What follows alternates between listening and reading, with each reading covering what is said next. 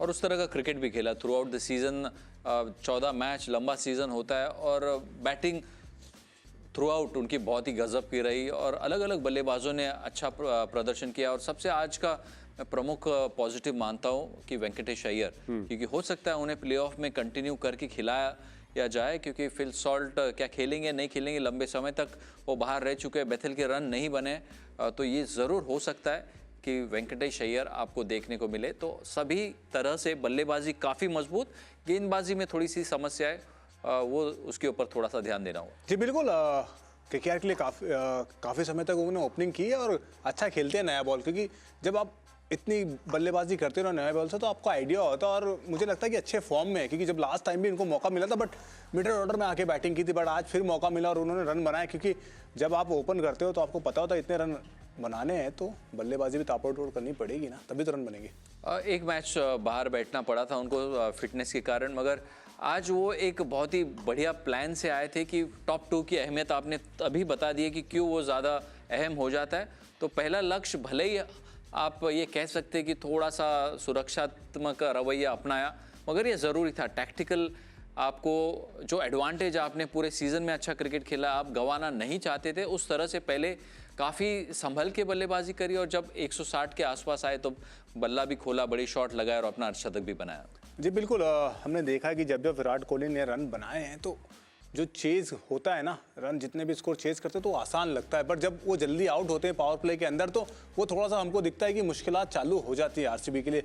But आज जो wicket था उस विकेट पे यानी शॉट खुल के खेलना आसान नहीं था, क्योंकि जिस हिसाब से एसआरएच के गेंदबाजों ने स्टार्ट से ही वो स्लो गेंदें डालना चालू कर दी तो वो डिफिकल्ट हो रहा था, क्योंकि बॉल थोड़ा फंस रहा था, ग्रिप हो रहा था और आप जैसा चाहते थे वैसे शॉट नहीं खेल सकते थे खुल के। तो मुझे लगता है वो था, बट जो स्टार्ट करना था ऑलरेडी 6 ओवर के अंदर 70 के प्लस आपने रन बना लिए थे। बहुत बड़ा रोल रहने वाला है भुवनेश्वर कुमार का, क्योंकि उनके जो पार्टनर है जॉश हेजलवुड पिछले 4 या 5 मैचेस में 2 या 3 बार 50 से अधिक रन्स कंसीड कर चुके हैं। वो हमेशा ऐसा लग रहा है कि 4-5 मैचेस से उनका वो विकेट टेकिंग फॉर्म नज़र नहीं आ रहा है। और यदि आपने गुजरात टाइटंस के खिलाफ वो टॉप 3 में जल्दी विकेट्स लिए नहीं तो फिर वो काफ़ी डीप खेलते हैं, पूरी पारी लेते हैं और एक अच्छा स्कोर खड़ा करा लेते हैं, जहाँ पर उनके गेंदबाज जो है वो अच्छे तरीके से डिफेंड कर सकते हैं। इसलिए अर्ली डिसमिसल्स लेना बहुत अनिवार्य है जीटी के लिए और वहाँ पर भुवनेश्वर कुमार का रोल बहुत ही अहम। बहुत बढ़िया शॉट सिलेक्शन के साथ खेल रहे हैं। इनका कंपोजर मुझे बहुत ही भाया है इस सीज़न। जिस तरह से आते हैं शांत तरीके से शुरुआत करते, हड़बड़ाहट नहीं रहती और फिर उन्होंने कहा जैसे कि बॉलर्स को पिक करते हैं। और जिस तरह से इन्होंने आज स्क्वायर लेग और मिड विकेट के जो खिलाड़ी थे वहाँ पर तैनात, उनके इर्द गिर्द बहुत शॉट्स खेले। जब वो बाएँ जाते थे ये दाएँ मारते थे और उसी तरह का प्रयास रहा और back to back high quality innings उन्होंने खेली है सीएसके के खिलाफ, वो मैच विनिंग पारी। और आज जिस तरह से डोमिनेट किया ऑन साइड के ऊपर, तो देखिए तकरीबन 66% रन्स ऑन साइड के ऊपर, तो ऑन साइड को फेवर करते हैं और उस तरह से अपना गेम प्लान बनाकर आते हैं। तो ओवरऑल ये ताकत बनी हुई है नंबर 3 के ऊपर आके, तो सिर्फ टॉप पे ही नहीं मगर 3 और नंबर 4 पे आके टॉप 4 जो कहते हैं सबसे मजबूत टॉप 4 आप ये कह सकते हैं कि इस सीज़न अगर किसी टीम के पास है वो एसआरएच के पास है। जी बिल्कुल, और जिस हिसाब से जब वो आए थे तो थोड़ा वक्त लगा उन्हें आज पारी स्टार्ट करने में, बट जब उन्होंने वो जब हमने देखा हेजलवुड को जब हाथ लिया उन्होंने, उसके बाद से एकदम से ताबड़तोड़ बल्लेबाजी की, स्ट्राइक एकदम हाई हो गया। और उसके बाद से जो स्कोर सोच रही थी एसआरएच की, जो हम 250-260 का टारगेट देख रहे हैं वहाँ तक पहुँचना है, तो मुझे लगता है कि उनकी वो पारी बहुत इंपॉर्टेंट थी उस बीच में, जिस हिसाब से उन्होंने वो रन बनाए आते ही फटाफट।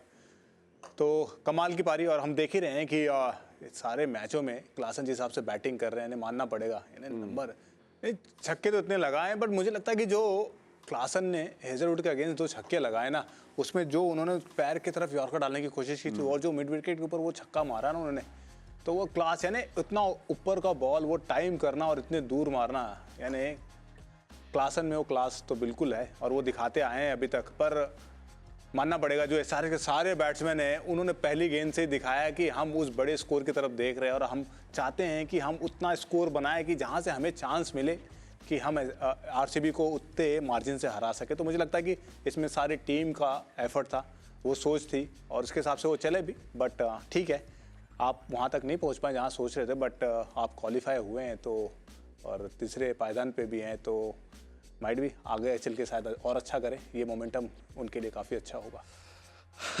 अच्छी गेंदबाजी करनी पड़ेगी। और सामने लखनऊ सुपर जायंट्स के दिग्गज बल्लेबाज है, वहाँ पर जॉश इंग्लिस, मिचेल मार्श और निकोलस पूरन। ये मुझे लगता है कि सबसे बड़ा समस्या का सबब है। उसका हल ढूंढना होगा। उसका हल मुझे लगता है स्पिन के ज़रिए आएगा, तेज़ गेंदबाजी के ज़रिए नहीं। तो पंजाब किंग्स हरप्रीत बरार की तरफ देखे, पहले 6 ओवर में उनका गेंदबाजी का इस्तेमाल करे। यदि वहाँ पर विकेट्स मिल जाते हैं तो फिर पंजाब किंग्स, यदि उन्हें शुरुआत मिल जाती है लखनऊ सुपर जायंट्स को, तो फिर LSG का पलड़ा भारी। जी बिल्कुल। और जिस हिसाब से हमने देखा है, लखनऊ अपने घर पे काफ़ी अच्छा क्रिकेट खेलती है, स्पेशली उनके गेंदबाज काफ़ी अच्छा करते हैं, जो फास्ट बॉलिंग यूनिट है उनका।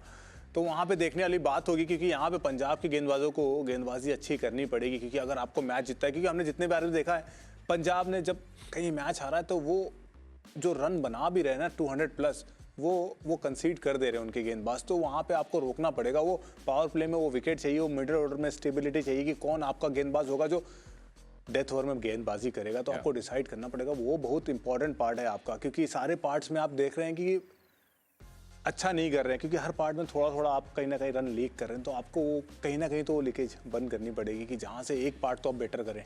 तो उसमें आपको सोचना पड़ेगा। और देखा जाए तो पंजाब के हिसाब से अगर पंजाब को चेज करने का मौका मिलता है तो ज़्यादा बेटर चांसेस उनके जीतने के।